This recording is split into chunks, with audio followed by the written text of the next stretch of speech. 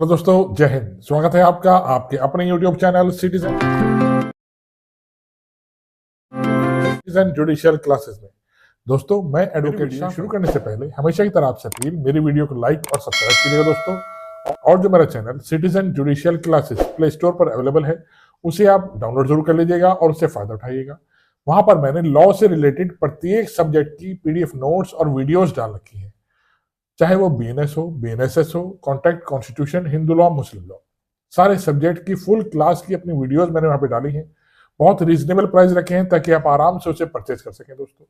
ठीक, इतना बड़ा कॉन्स्टिट्यूशन है, कॉन्स्टिट्यूशन को बहुत रीजनेबल प्राइस में मैंने रखा है। आप एक बार उसे पढ़ के देखिएगा, आपको फायदा ही होगा दोस्तों। चलिए दोस्तों, अब आज हम जमानत के चैप्टर पर आते हैं। चैप्टर 35 जमानत और बंद पत्रों के बारे में उम्र। इसमें हम जमानत के बारे में पढ़ेंगे, कौन से अपराध जमानती होते हैं और कौन से अजमानती होते हैं, उनमें जमानत कैसे ली जाती है। ठीक है, वो हम इसे पढ़ेंगे।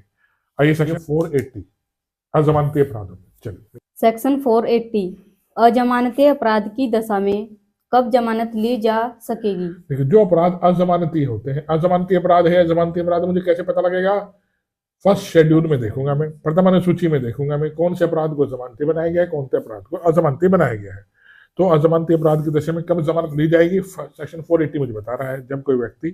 जब कोई व्यक्ति जिस पर अजमानती अपराध का अभियोग है या जिस पर यह संदेह है कि उसने अजमानती अपराध किया है, संदेह है तभी उसे गिरफ्तार कर लिया है, जमानती अपराध किया है, पुलिस थाने के भार साधक अधिकारी द्वारा वारंट के बिना गिरफ्तार या निरुद्ध किया जा सकता वारंट के बिना वो व्यक्ति गिरफ्तार किया जाता है, या उच्च न्यायालय या सेशन न्यायालय से भिन्न न्यायालय के समक्ष हाजिर होता है या लाया जाता है तब देखिए, हाई कोर्ट या सेशन कोर्ट से भिन्न लाया जाता है या हाजिर होता है तब वह जमानत पर छोड़ा जा सकता है। तब वह जमानत पर छोड़ा जा सकता है, किंतु यदि वह विश्वास करने के लिए उचित आधार प्रतीत होते हैं कि ऐसा व्यक्ति मृत्यु या आजीवन कारावास से दंडनीय अपराध का दोषी है तो वह इस प्रकार नहीं छोड़ा जाएगा। अगर कोई अपराधी जिसे पकड़ा गया है बिना वारंट के मृत्यु या आजीवन कारावास से दंडनीय अपराध का दोषी है तो उसे नहीं छोड़ा जाएगा। सेकंड, यदि ऐसा अपराध कोई संज्ञेय अपराध है और ऐसा व्यक्ति मृत्यु, आजीवन कारावास या 7 वर्ष या उससे अधिक के कारावास से दंडनीय किसी अपराध के लिए पहले दोषित किया गया है। कोई व्यक्ति 7 वर्ष से ऊपर के अपराध के लिए कभी पहले दोषित किया गया था, या वह 3 वर्ष या उससे अधिक के किंतु 7 वर्ष से अनधिक की अवधि के कारावास से दंडनीय किसी संज्ञेय अपराध के लिए 2 या अधिक अवसरों से पर पहले दोषित किया गया है। किसी पूर्व अवसर पर 3 साल से 2 साल से ऊपर दंडनीय किसी अपराध के लिए दंडनीय घोषित किया जा चुका है 2 या 3 अवसरों पर, तो भी उसे नहीं छोड़ा जाएगा। तो वह इस क्या नहीं, अभी परंतु तो पढ़, ठीक है, ये तो बता रहा है, मुख्य धारा है। अब परंतु देखिए मुझे क्या कह रहा है, परंतु तो वह इस प्रकार नहीं छोड़ा जाएगा।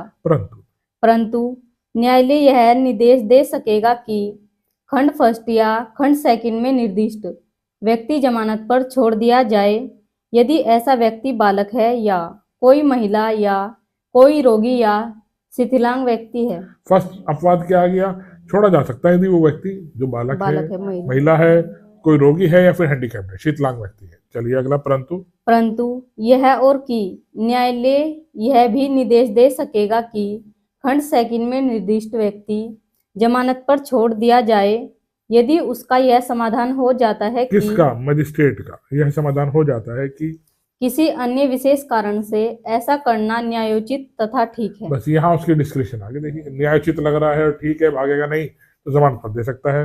अगला देखिए, परंतु यह और भी कि केवल यह बात की अभियुक्त की आवश्यकता अन्वेषण में साक्ष्यों द्वारा पहचाने जाने के लिए या प्रथम 15 दिन से अधिक की पुलिस अभिरक्षा के लिए हो सकती है। जमानत मंजूर करने से इनकार करने के लिए पर्याप्त आधार नहीं होगी। पुलिस ऑफिसर कहता है, आईओ कहता है, सर मुझे पुलिस रिमांड की आवश्यकता हो सकती है, ऐसे जमानत मत दीजिए, ये कोई आधार नहीं है। यदि वह अन्यथा, पढ़िए देखिए,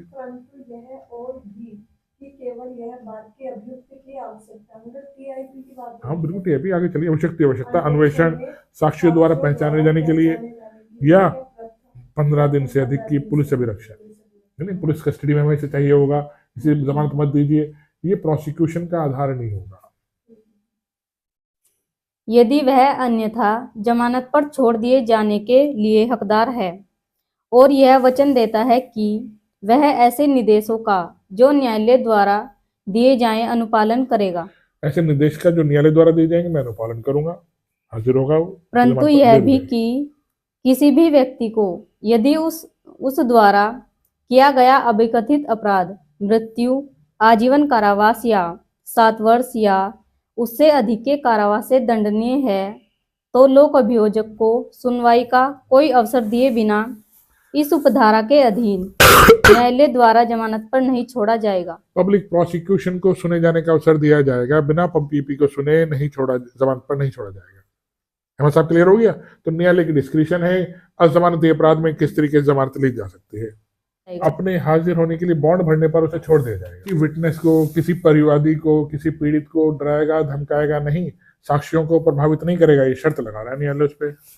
और न्याय के हित में ऐसी अन्य शर्तें जिसे वह ठीक समझे भी अधिरोपित कर सकेगा। न्याय के हित में जो अन्य शर्तों से लग रही है, रुड़की छोड़कर नहीं जाएंगे, हरिद्वार क्षेत्र छोड़कर नहीं जाएंगे, उत्तराखंड क्षेत्र छोड़कर नहीं जाएंगे, वो भी शर्तें भी ऐसी लगा सकता है जमानत देते समय। 4. उपधारा 1 या उपधारा 2 के अधीन जमानत पर किसी व्यक्ति को छोड़ने वाला अधिकारी या न्यायालय ऐसा करने के अपने कारणों या विशेष कारणों को लेखबद्ध करेगा। किस वजह से मैं जमानत पर छोड़ रहा हूं, अपने कारण भी लिखेगा मजिस्ट्रेट जमानत देने के बाद। 5.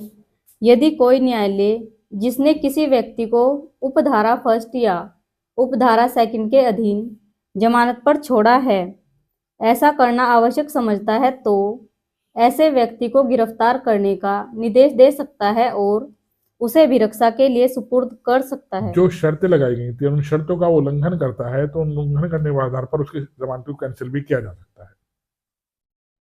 6. यदि मजिस्ट्रेट द्वारा विचारणीय, इसे यहाँ पे लिख लीजिए कैंसिलेशन ऑफ बेल, उपधारा 5 के पास।